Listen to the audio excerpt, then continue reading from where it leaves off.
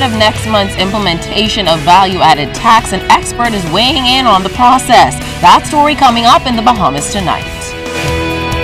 Plus, we have the latest on the Melia gratuity saga. And the Constitutional Commission continues its nationwide educational campaign. The Bahamas Tonight, the National Report, starts now. Now in HD.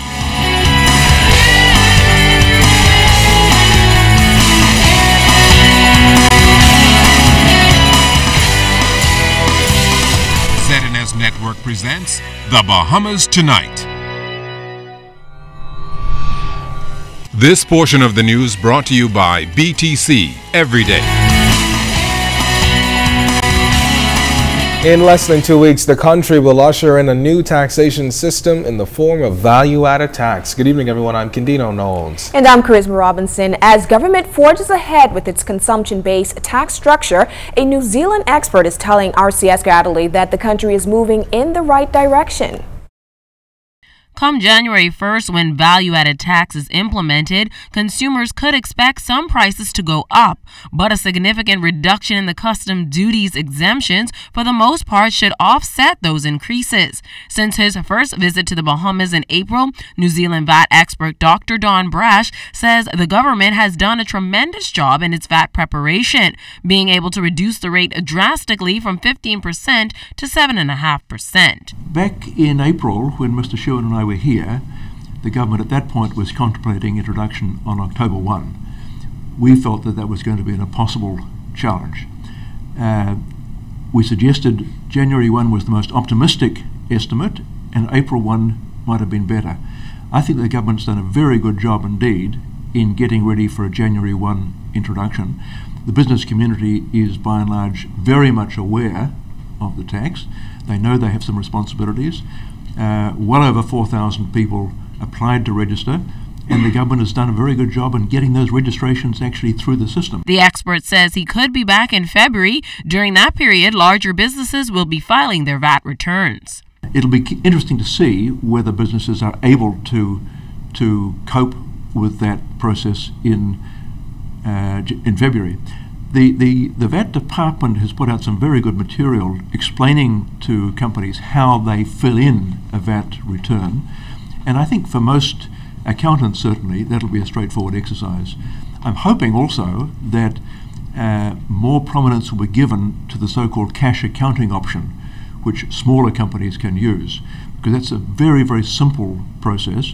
In New Zealand, I myself use the cash accounting system for my own small business, and it makes it very easy for small businesses who don't often employ a full-time accountant. Dr. Brash said he is also impressed with what he has seen over the last 3 weeks, especially the registration process. The foreign expert is currently preparing a report to be submitted to Financial Secretary John Roll with suggestions he believes will make it even easier for businesses to comply with the new tax regime. The reality is that the VAT tax is designed to increase revenue, partly to offset the reduction in customs duties, but partly also to bridge the gap between what government is spending and what it's taking in a tax revenue now. So one way or another, Bahamians will be paying a little more tax in total. But I think the government's introducing the tax at a moderate level, 7.5%. That's quite a lot less than the rate applying in most other countries which have a VAT system. While it may be too early to tell the exact impact that VAT's implementation will have next year, Dr. Brash says it's still the best option for the country. C.S. Scatterly, ZNS Network News.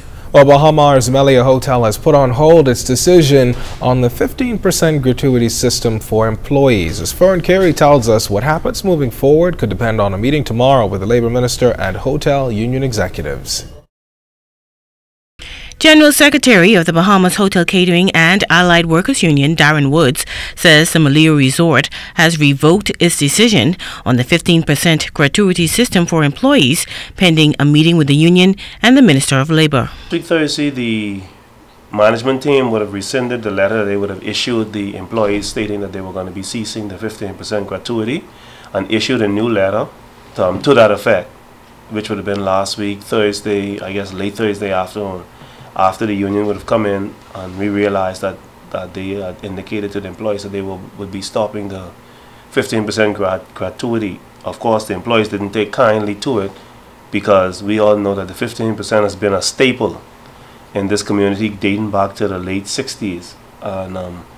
And that is actually how they supplement their income. Woods noted that the 15% gratuity, which is worth about $400 to $500 per week to Melia's 300 employees, as some employees' base salary is less than $200 per week. Or if the hotel has decided or is deciding to go all-inclusive, for us to come up with a flat rate per person per night. And that is with a view to coming up with something that is comparable to what they would be taking home now, with a view not to reduce their income that they would be taking home. So that was part of the reason why I believe that they would have stepped back from their position.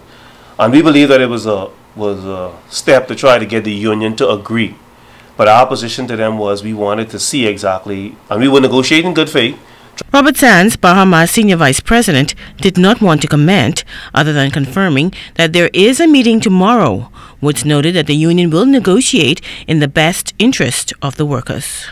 At one point, they would have thrown out a number of 7.5%, which is pretty much half of whatever the gratuity is now. We said to them in no uncertain times, there's no provision for us to agree to reduce the gratuity or to eliminate it in our industrial agreement. Now both sides will be meeting with the Minister of Labor tomorrow in an effort to bring a permanent solution to this issue. Fern Carey, ZNS Network News.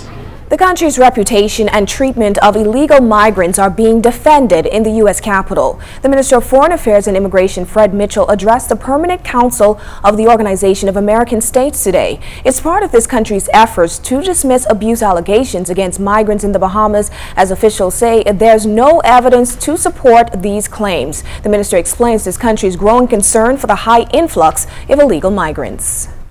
What is of concern to a small country is the question of, can you continue to absorb hundreds and thousands of illegal migrants coming into a country undocumented, knowing what your obligations are in the international arena for the security of your borders and also for the future identity, safety of your own state. That is simply unsustainable. And so we have an obligation, both internationally and within our own domestic borders, to our own population, to ensure that not that migration stops, but that those who come to the Bahamas are properly documented to be in the Bahamas and come through the front door and not through the back door. This segment of the news is brought to you by Shell Quality Fuels.